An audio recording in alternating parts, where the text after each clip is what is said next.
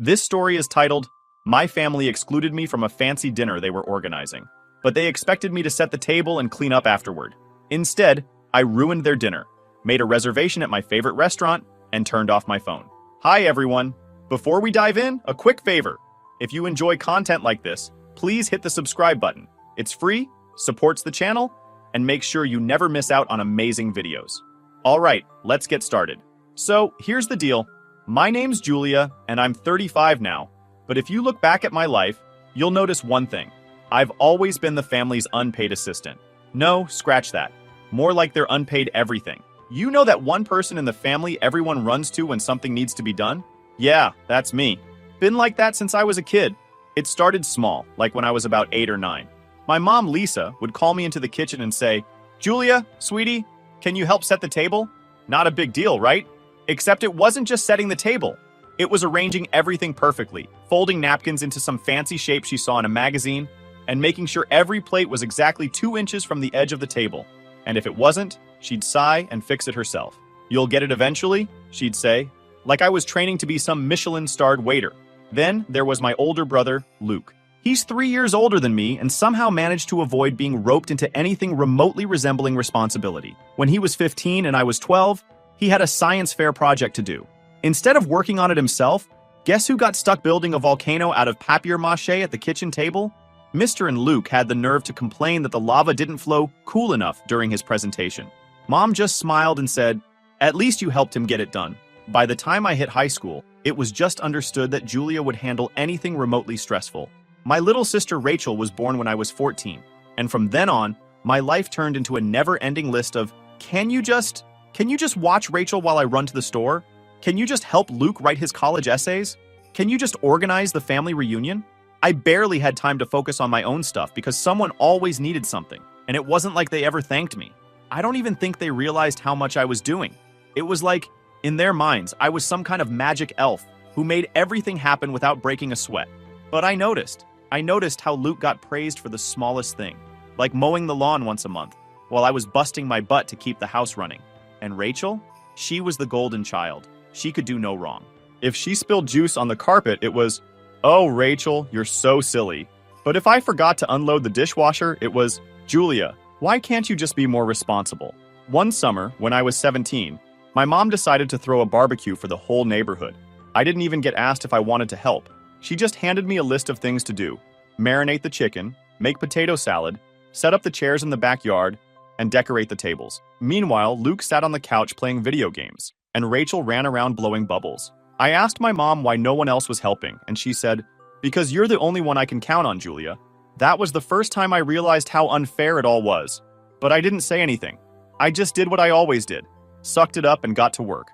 Things only got worse when I went to college. I stayed close to home because it was cheaper, and I figured it would give me time to focus on my studies. Ha! Joke's on me. My mom acted like me living 20 minutes away meant I was still on call. She'd text me in the middle of a lecture. Julia, can you come over and help me rearrange the living room? Or, Rachel needs cupcakes for her school bake sale. Can you swing by and bake a batch? And if I said no, she'd pull the guilt card. I don't know what I'd do without you. Meanwhile, Luke had moved out to another state, and Rachel was still a kid, so all the responsibility fell on me. Even when I told them I was drowning in schoolwork, they didn't get it. You're so good at multitasking, my mom would say. You'll figure it out. And I did, somehow. I graduated with a degree in event management, mostly because I figured, hey, if I'm going to be organizing everyone's lives, I might as well get paid for it. But even after I started my own business, the demands didn't stop. If anything, they got worse.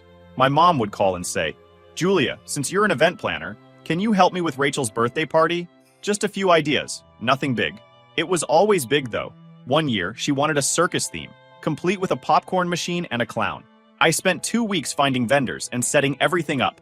The day of the party, my mom told her friends, isn't it amazing what you can do with Pinterest? I was fuming, but I didn't say anything. That's the thing about being the family helper. You're expected to be grateful for the privilege of being used, and not being appreciated at the same time. Looking back, I should have spoken up sooner. I should have told them how unfair it was, how much it hurt to be overlooked and taken for granted. But I didn't.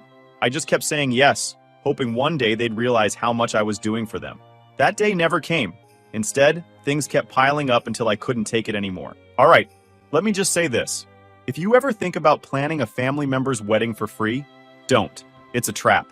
I learned this the hard way when my brother Luke got engaged to Emily. Now, I already had my doubts about this whole thing because, well, Emily isn't exactly, let's call her easygoing.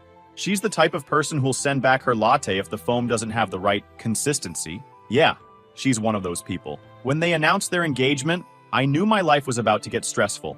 Sure enough, the day after the big announcement, my mom called me. Julia, you're going to plan Luke and Emily's wedding, right? I hesitated because, by this point, I'd already decided that my time was worth something. My business wasn't huge yet, but I had clients and deadlines, and I couldn't just drop everything for Luke. So I said, Mom, I don't think I can do it for free. This is my job now. She gasped like I just insulted the family honor. Julia, you're his sister. You can't charge family. I caved, of course. I always caved.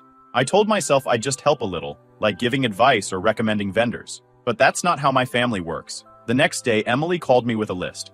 Not a, hey Julia, could you maybe list number. It was a full-blown to-do list. Okay, so I need you to find a venue that can accommodate at least 200 people, she started. And it has to have a view, like a really nice view. Oh, and it can't cost more than $5,000 because Luke and I are trying to be budget conscious. I wanted to scream. A venue for 200 people with a really nice view for $5,000? Was she serious? I don't know what fantasy land she lived in, but in the real world, that's impossible. Still, I nodded along and said I'd look into it. That was just the beginning. Over the next 6 months, I became their personal assistant, therapist, and punching bag. Emily couldn't make up her mind about anything. One week she wanted a garden wedding. The next, she was all about a rustic barn theme. Luke, of course, didn't care about any of it. Whatever Emily wants, he'd say, shrugging. By the time we hit month 3, I was juggling so many tasks that I actually had to turn down paying clients.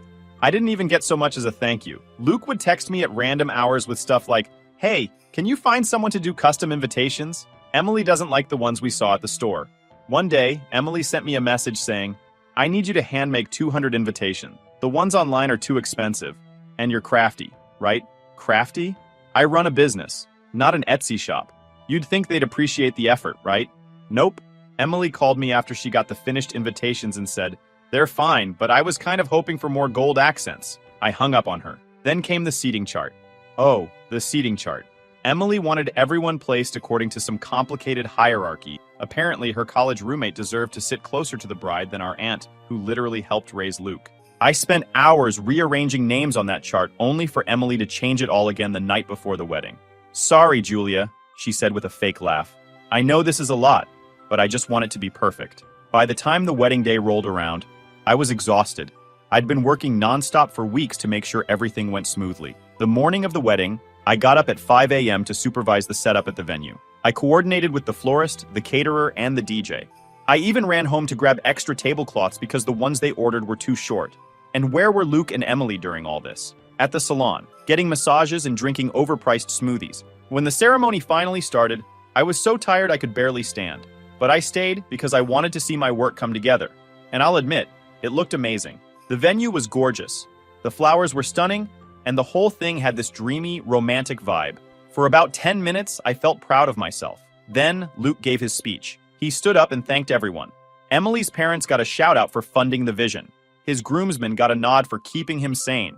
Even the DJ got a quick mention. And me? The person who had literally spent 6 months making this wedding happen? Nothing. Not a single word. I sat there, stunned. I thought maybe he'd thank me later, like in private, but no. When I saw him after the speeches, he just grinned and said, "Great job, Jules." Everyone loved it. That's when it hit me. They didn't see me as a person. To them, I was just a tool, a free service. Someone to use and discard when they didn't need me anymore. At the end of the night, I stayed behind to clean up because, of course, no one else thought to do it. As I was stacking chairs, Emily walked by and said, "You missed a spot on the dessert table." I didn't even respond. I just dropped the stack of chairs and walked out. The next day, my mom called me, all cheerful. "Wasn't it a beautiful wedding?" "It was fine," I said, keeping my tone neutral. "Well, we couldn't have done it without you," she added. I wanted to scream. "We couldn't have done it without you?" "No, Mom, I did it. You all just showed up and took credit." But instead of saying that, I mumbled something about being busy and hung up. That's when I decided, never again. No more free labor. No more bending over backward for people who don't even see me. If they wanted my help in the future, they could pay me like everyone else, or figure it out on their own. Luke and Emily never even sent me a thank you card, but honestly, I didn't expect one. At that point, I knew exactly how much they valued me, which is to say, not at all. Looking back, that wedding was a turning point for me. It wasn't just about the work or the lack of gratitude. It was about realizing that I'd spent my whole life putting everyone else first. And for what? A pat on the back? A half-hearted good job? Number I deserved better. And I was finally ready to do something about it. But for them, nothing's changed. They continued being entitled people with huge expectations and zero appreciation. By the time Rachel started college, I thought I'd learned my lesson about helping my family for free. After the disaster that was Luke's wedding, I'd told myself I was done being their unpaid labor. But Rachel? She had a way of pulling me back in, mostly because she was the baby of the family. And for some reason, that made me feel like I owed her something. Rachel was 18, going to some small liberal arts school a couple of hours away. She'd call me every once in a while, usually when she needed something. It was never a casual, hey, how's life and call. It was always, hey, Julia, can you do me a favor? One time she asked me to edit her essay at midnight because it was due at 8 a.m. the next day. I told her no, and she hit me with, wow, so much for being a supportive sister. But the real drama started during her sophomore year. She called me one afternoon, her voice all chipper. That should have been my first warning sign. Julia? Guess what? I sighed. What? My sorority's spring gala is coming up, and I'm in charge of planning it. Oh, that's nice, I said, already feeling the setup. Yeah, and I was thinking, you're so good at this kind of stuff. Could you, help me? Just a little? Rachel, I said, trying to keep my voice calm. I can't. I'm really busy with work right now. But you're an event planner. This is like your thing. Exactly, I said. It's my job. I don't have time to do this for free. Her tone changed immediately. Wow. So you're really not going to help me? After everything I've done for you? I laughed out loud. What have you ever done for me, Rachel? I don't know. Been your sister? I hung up on her. For a couple of weeks, I thought that was the end of it.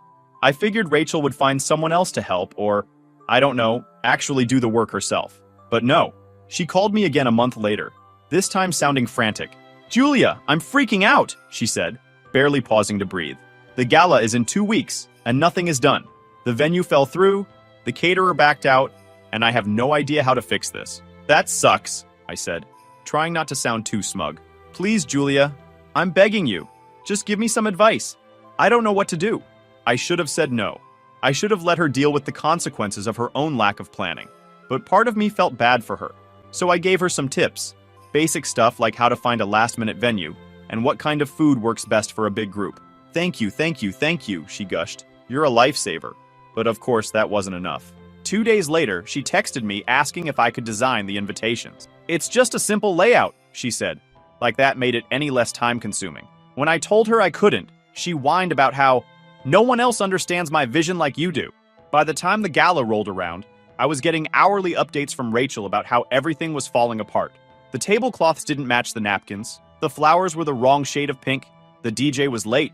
I tried to stay out of it, but then she called me in tears the night before the event. Julia, I don't know what to do. Everyone's going to think I'm a failure.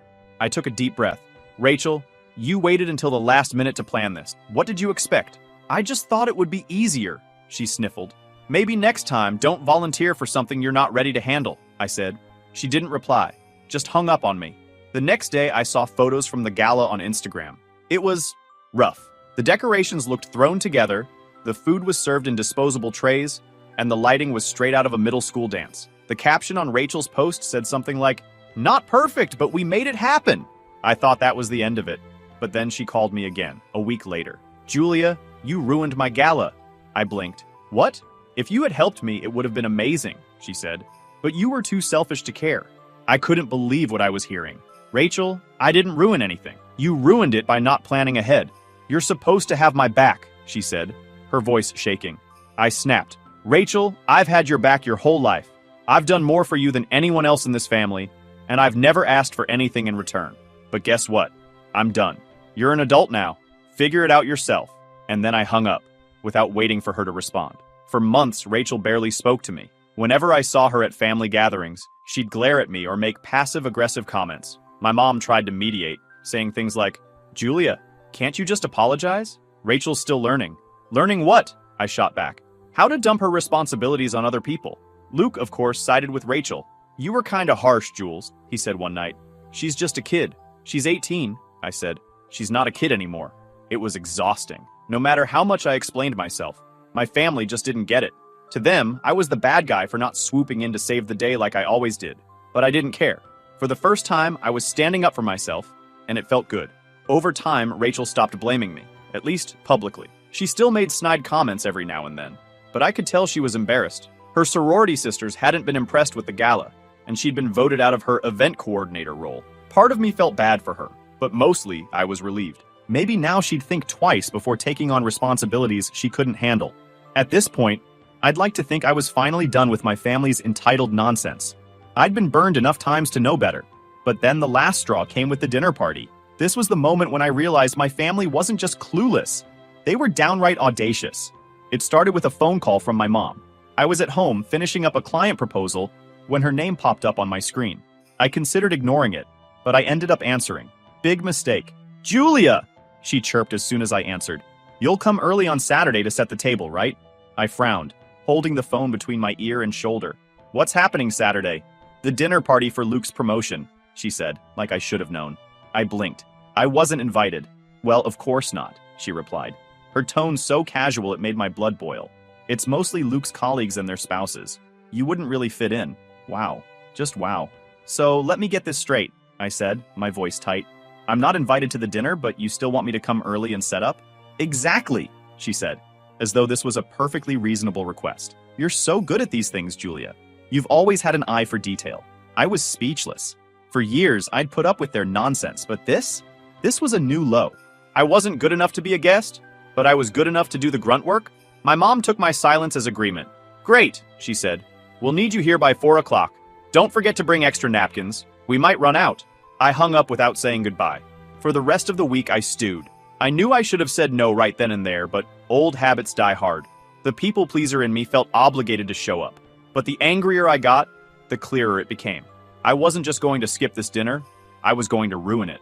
Saturday rolled around, and I arrived at their house just before 4 o'clock. My mom was in full-on hostess mode, bustling around the kitchen with her party apron on. She barely looked up when I walked in.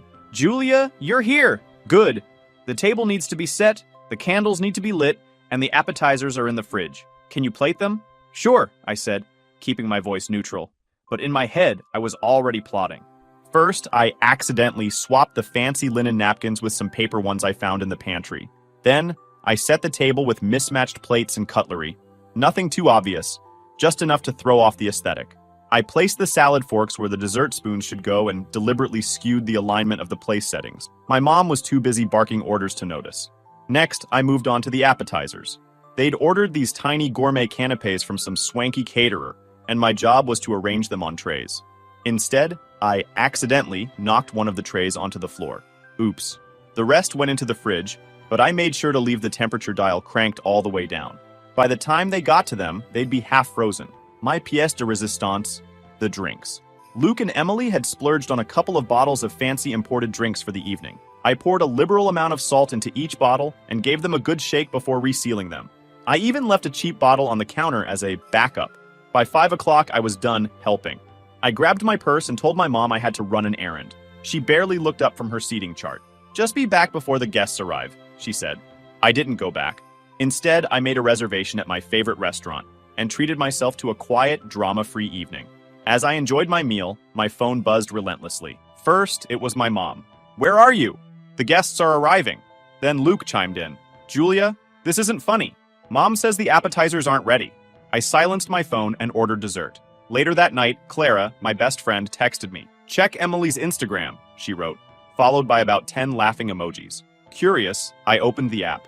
Emily had posted a series of photos from the dinner party, and let me tell you, it was a train wreck. The first photo showed the table, which looked like a thrift store threw up on it. Mismatched plates, crooked napkins, and unlit candles. The caption read, "When your sister promises to help but bails at the last minute." The next photo was even better. Luke pouring a glass of the salted drink, his face contorted in disgust. "Note to self, never trust Julia with anything," Emily had written. I couldn't stop laughing. For years, I'd busted my ass to make my family's events perfect. and they never appreciated it. Now, they were finally getting a taste of what life was like without me holding everything together. After the dinner party fiasco, I thought my family would finally get the message. You'd think ruining a whole evening would make them reconsider treating me like a free-for-all event planner, but no. My family, they're stubborn. Instead of self-reflection, they doubled down on blaming me. I wasn't just the villain.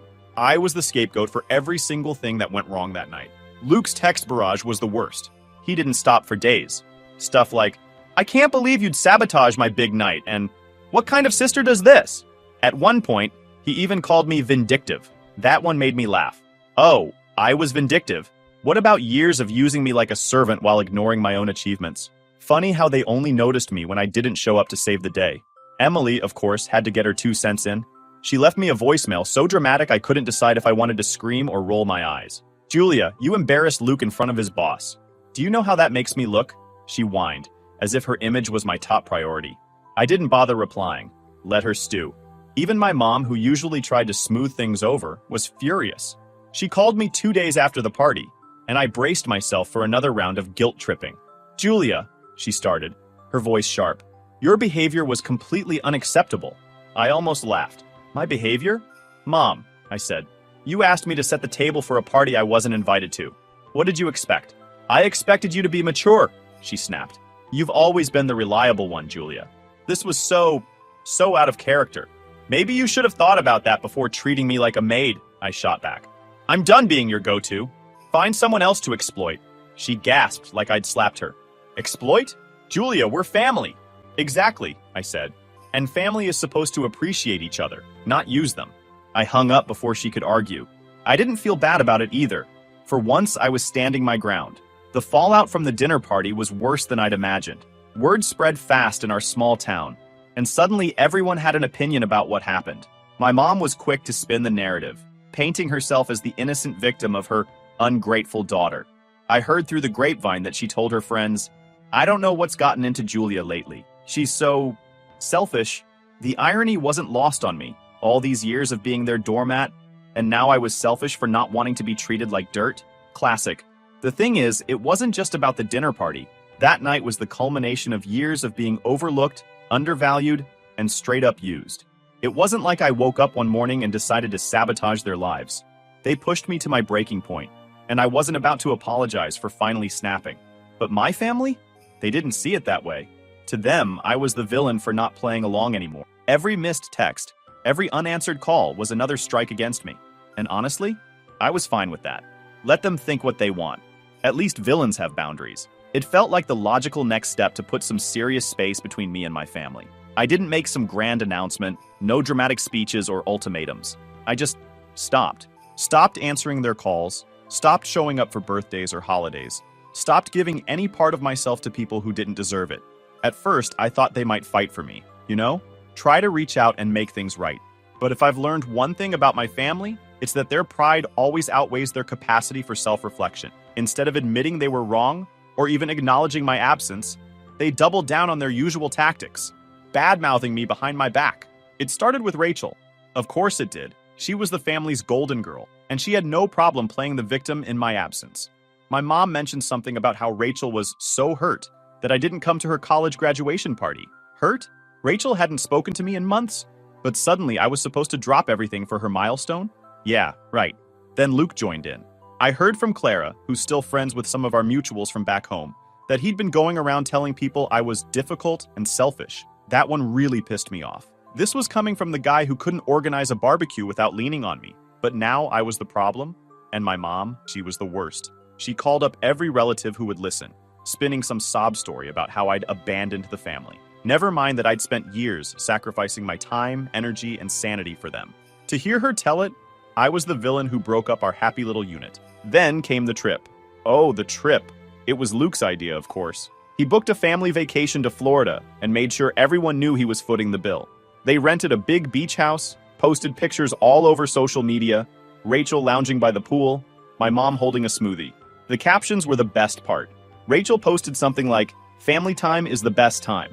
My mom shared a picture of the sunset with the caption, "So grateful for my wonderful children." Even Luke got in on it, posting a picture of him and Rachel clinking glasses with the caption, "Couldn't ask for a better family." It was so obvious what they were doing. The whole thing screamed, "Look, Julia, we're doing great without you." Like I was supposed to be heartbroken over not being included in their little beach party. I saw the post while scrolling through Instagram one evening, and instead of feeling hurt, I just laughed. If they wanted to spend thousands of dollars proving they didn't need me, that was on them. Meanwhile, I was curled up on my couch with a book, enjoying the peace and quiet of my family-free life. Weeks turned into months, and I didn't hear a word from them. No calls, no texts, nothing. Part of me wondered if they even noticed I was gone. But the longer the silence stretched, the more I realized how freeing it was. Without their constant demands, I had so much more time and energy for myself. I started saying yes to things I'd always put off, taking on new clients, signing up for yoga classes, even planning a solo trip to Italy. Then, out of nowhere, I got a text from Rachel. "Hey Julia, hope you're doing okay. I miss you." I stared at the message for a long time, debating whether to reply. It seemed too casual, too convenient. After all the crap she'd pulled, why now? "Hi Rachel, I'm fine. What's up?" Her reply came almost immediately. "Mom's 60th birthday is coming up, and we're throwing her a surprise party. I was hoping you could help plan it." I put my phone down and laughed. Not a polite chuckle, but an actual, full-on laugh. Of course, she wasn't reaching out because she missed me. She wanted something. "I can't," I replied. "I'm too busy." Her response came quickly. "Seriously, Julia? This is Mom's big day. You can't just put your pride aside for one night?" "It's not pride," I wrote back. "It's boundaries. Good luck with the party." She didn't reply after that. The party came and went without me. I felt nothing. No guilt, no sadness, no longing to be there. If anything, I felt relieved. A few weeks later, Rachel texted me again. "We missed you at the party. Hope you're okay." I didn't respond. It had been almost a year since I cut ties with my family, and life had never felt more peaceful. For the first time, I was living for myself. No more guilt, no more obligations, and definitely no more being used as their personal errand girl. It wasn't always easy.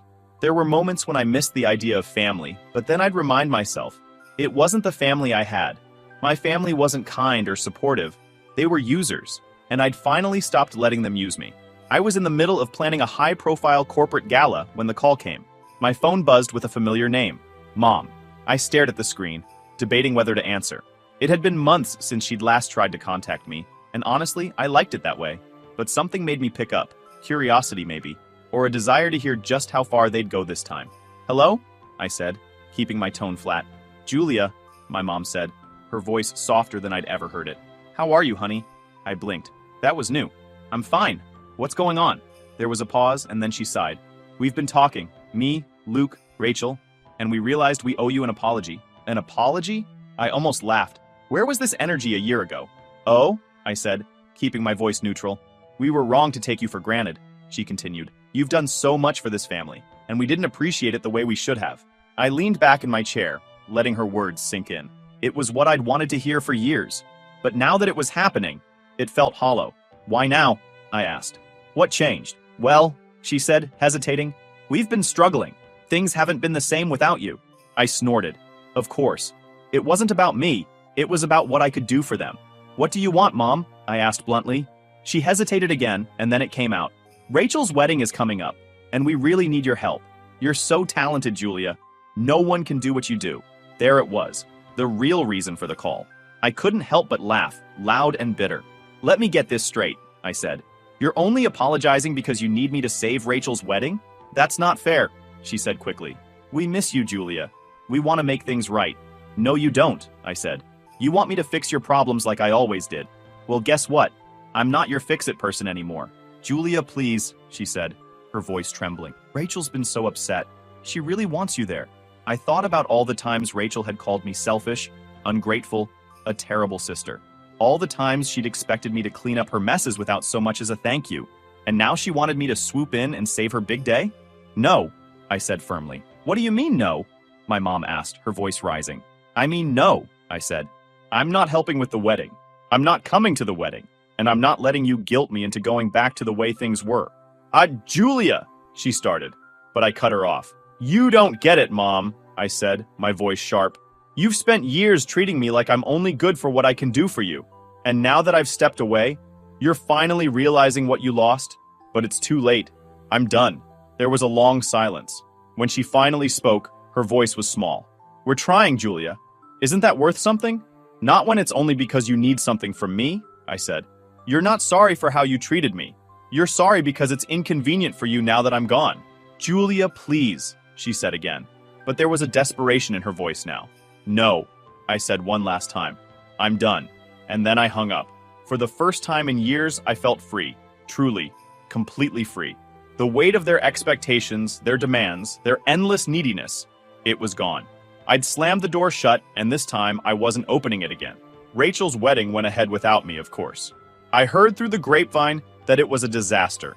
Last-minute venue issues, a no-show caterer, and a seating chart mix-up that had people sitting in the wrong spots all night. Apparently, Emily tried to salvage things, but without someone like me to hold it all together, the cracks were impossible to hide. Clara called me after hearing the news. So, how does it feel to be vindicated? She asked, laughing. Honestly, I said, smiling. It feels amazing. My mom, Luke, Rachel, they're all part of my past now, and that's where they'll stay. As for me, I am okay. I'm better than okay. For the first time in my life, I'm living on my own terms, free from their expectations and demands. They can call me selfish, difficult, ungrateful, whatever helps them sleep at night. I know my worth, and I'm not lowering my standards just to make them comfortable. They had their chances. They blew them. And me? I'm done looking back.